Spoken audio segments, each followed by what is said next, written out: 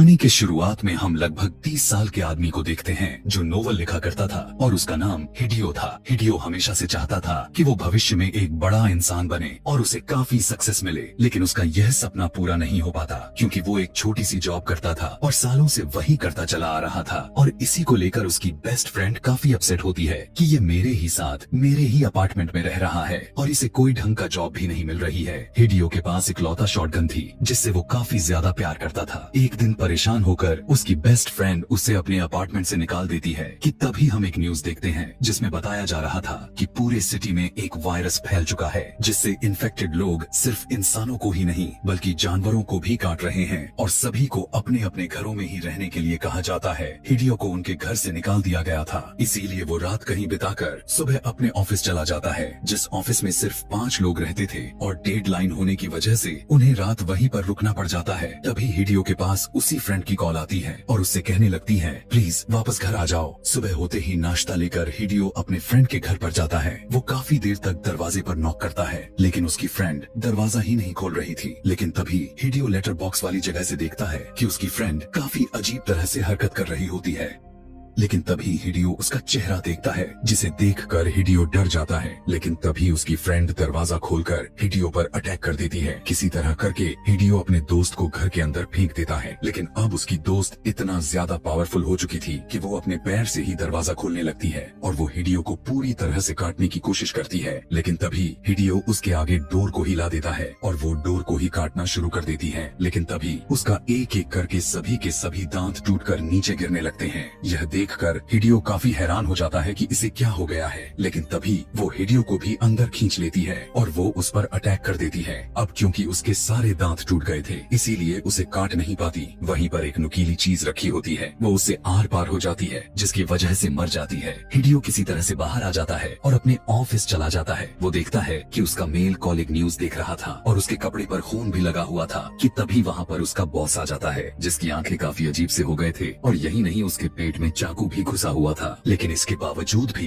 वो खड़ा होकर उस आदमी की तरफ जाने लगता है और जब वो आदमी उसे मारता है तब वो नहीं मरता और जब ऐसा नहीं होता तब वो उस पे कई बार वार करके क्रैश कर देता है। हिडियो का मेल कॉलिग उसे बताता है कि यह सब एक वायरस है जो काफी तेजी से फैलता जा रहा है और ये इन्फेक्टेड लोगों ने अगर हमें काट भी लिया तो हम भी इन्हीं के जैसा बन जाएंगे और हम भी एक ज़ॉम्बी में बदल जाएंगे। यह सुनकर हिडियो अपना हाथ चेक करता है लेकिन उसके हाथों पर किसी भी प्रकार का निशान नहीं था क्योंकि उसकी दोस्त के सारे दांत डोर को काटने की वजह से टूटकर नीचे गिर गए थे। लेकिन तभी वहाँ उस मेल कॉलिग की आंखें अब बदलना शुरू हो जाते हैं कि तभी हिडियो देखता है कि उसे भी एक ज़ॉम्बी ने काट रखा होता है। लेकिन मेल कॉलिग को समझ में आ जाता है कि अब वो एक ज़ॉम्बी में कन्वर्ट होने वाला है, इसीलिए वो एक नाइफ को लेकर अपने गले को ही काट देता है जिसके चलते वहाँ पर खून ही खून हो जाता है। यह देखकर जब हिडियो वहाँ से भागने के बारे में सोचता है कि तभी वहाँ पर एक और फीमेल कॉलिग आ जाती है और वो भी इन्फेक्टेड हो चुकी थी। उसकी पूरी की पूरी बॉडी ही चेंज हो चुकी थी। उसे देखकर ऐसा लग रहा था कि जैसे उसे किसी ने पॉजेस कर लिया हो। हिडियो वहाँ से सीधा भागकर बाहर आकर देखता है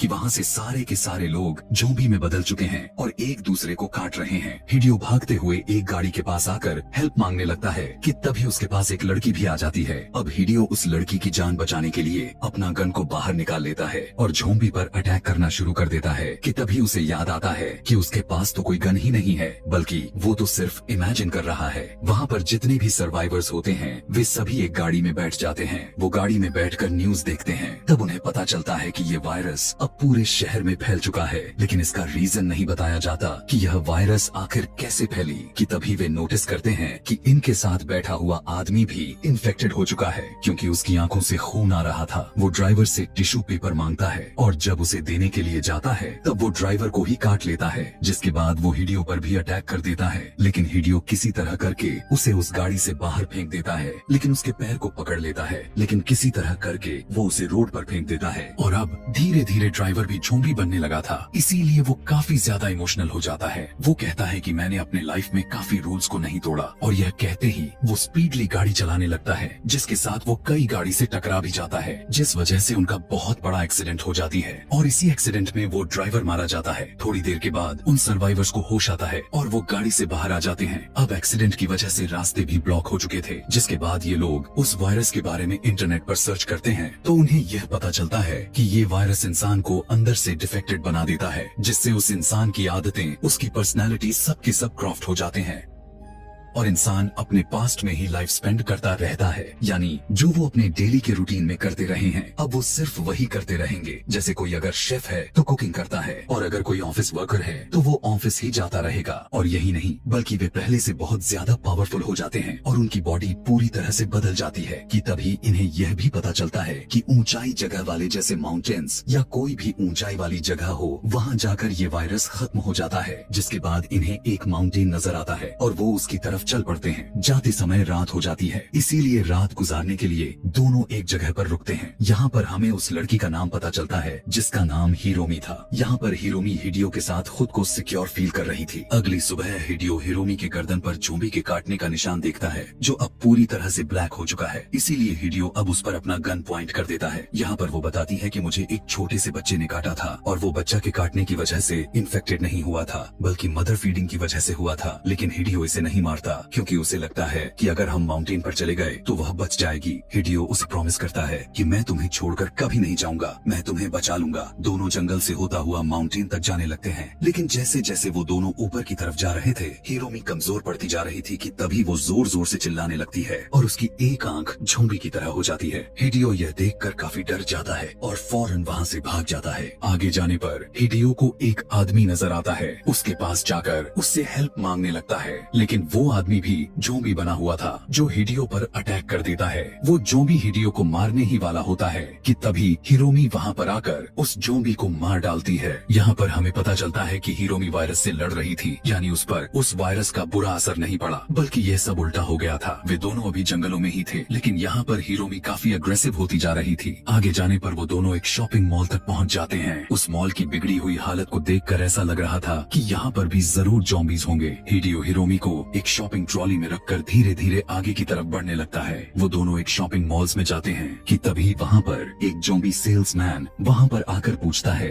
कि क्या तुम्हें कुछ चाहिए। यह कहते हुए वो अटैक कर देता है कि तभी वहाँ पर एक लड़की आकर हिडियो को बचा लेती है। ये लड़की एक नर्स होती है। यहाँ पर भी कुछ सर्वाइवर्स थे जो टेरिस पर सर्वाइव कर रहे थे। अब क्योंकि ज़ॉम्बीज टेरिस पर नहीं आ सकते थे इसीलिए ये सभी वहाँ पर अपना जिंदगी गुजार रहे थे। और जब इन्हें अपने जरूरत का सामान लेने जाना होता है तब ये लोग अपने बर्तन को बजाकर ज़ॉम्बीज को अपने तरफ अट्रैक्ट करते थे और इस मौके का फायदा उठाकर नीचे जाकर सामान ले आते थे। उन लोगों का एक लीडर भी था जो हिडियो और हिरोमी को रहने के लिए जगह देता है। जगह देने के साथ साथ वो उन्हें खाने पीने का सामान भी प्रोवाइड करता है। और जब हिडियो और उनका लीडर दोनों आपस में बातें कर रहे थे तो लीडर हिडियो का शॉटगन को नोटिस करता है जो उसे काफी अच्छी लगती है। अब यहाँ पर जो नर्स थी जिसने दोनों की जान बचाई थी वो हिडियो से पूछती है कि जो तुम्हारे साथ लड़की है वो कौन है। तब हिडियो बताता है कि वो मुझे रास्ते में मिली थी, वो काफी बीमार हो चुकी थी इसीलिए उसकी जान बचाने के लिए मैं उसे अपने साथ लेकर आ गया। नर्स कहती है कि तुम एक लड़की की जान बचाने के लिए यहाँ तक आ गए, वाकई में तुम काफी अच्छे इंसान हो। वो उसकी काफी तारीफ करने लगती है। ग्रुप का लीडर सभी लड़कों की एक मीटिंग रखता है क्योंकि अब उनका खाना काफी तेजी से खत्म होता जा रहा था और उन सभी लड़कों को जाकर उस बेसमेंट से खाना को लाना था। सभी को इम्प्रेस करने के लिए वो ग्रुप का लीडर हिडियो से उसका शॉटगन मांगता है, लेकिन हिडियो उसे अपनी शॉटगन देने से साफ साफ मना कर देता है क्योंकि वो उससे अपने जान से ज्यादा प्यार करता था। और हिडियो उन्हें जब अपना गन नहीं देता है तब वे लोग हिरोमी को टेंट से घसीटकर बाहर निकाल देते हैं और उसे मारने की धमकी देने लगते हैं। अब यहाँ यह दोनों काफी मुश्किल में फंस चुके थे, लेकिन तभी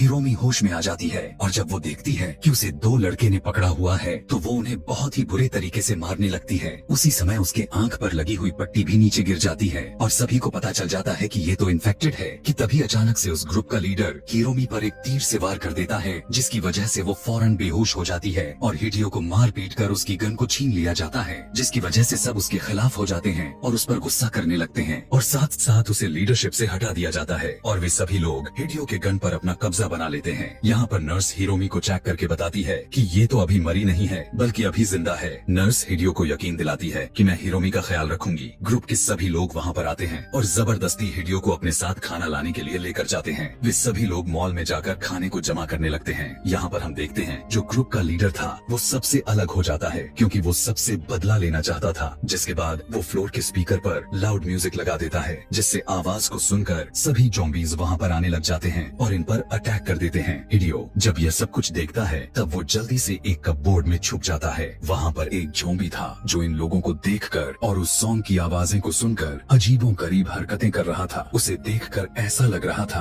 कि जैसे वो सॉन्ग को सुनकर काफी खुश हो रहा है, उससे पावरफुल हो रहा है और वो एक काफी बड़ी जंप लगाकर टेरेस पर आ गिरता है जहाँ पर बाकी के सर्वाइवर्स थे और अब वो काफी लोगों को इन्फेक्टेड कर चुका था। वो नर्स हिरोमी को लेकर एक जगह पर छुप जाती है। नर्स के पास एक वॉकी टॉकी था जिसके जरिए वो बाकी के लोगों से कांटेक्ट करने की कोशिश करती है और उनसे हेल्प मांगने लगती है। अब जो कि दूसरा वॉकी टॉकी लड़कों के पास था वो हिडियो के पास ही गिरा हुआ था और वो उसे देख लेता है। उसकी आवाज को सुनकर वो मौका देखकर वहाँ से बाहर आ जाता है। हिडियो उन दोनों को बाहर के बेसमेंट में आने के लिए कहता है। वो नर्स हिरोमी को लेकर छुपते हुए नीचे आ जाती है। रास्ते में उसे उसके ग्रुप का लीडर मिल जाता है जो कि अब इन्फेक्टेड हो गया था और वो उस पर अटैक करने लगता है। यहाँ पर एक ज़ॉम्बी हिडियो को काटने की कोशिश करने लगा था, लेकिन हम देखते हैं कि हिडियो इतना ज्यादा घड़ियां पहनी हुई थी वो ज़ॉम्बी के काटने से बच जाता है। हिडियो उसे ज़ॉम्बी को मार मार कर आगे बढ़ जाता है। काफी ज्यादा सर्वाइवर्स मर चुके थे और हिडियो को अपना शॉटगन भी मिल चुका होता है। थोड़ी देर के बाद उसे वो नर्स भी मिल जाती है कि तभी वो देखता है कि नर्स के पीछे एक ज़ॉम्बी खड़ा हुआ है, इसीलिए वो उसे शूट करके मार देता है। वहीं पर उन्हें एक और सर्वाइवर लड़का मिलता है और वो सभी वहाँ से भागने की कोशिश करने लगते हैं, लेकिन उनके दोनों तरफ ज़ॉम्बीज ही ज़ॉम्बीज थे। उन्हें वहाँ से भागने का कोई भी रास्ता नहीं दिख रहा था और ये सभी काफी बुरी तरह से फंस चुके थे। लेकिन अब हिडियो अपने शॉटगन से सभी ज़ॉम्बीज को मारने लगता है। वो काफी ज़ॉम्बीज को मारने में कामयाब हो जाता है। यहाँ दूसरी तरफ बाकी के सर्वाइवर्स ज़ॉम्बीज से लड़ रहे थे। उनके पास ज़ॉम्बीज काफी ज्यादा होते हैं और काफी पावरफुल भी थे,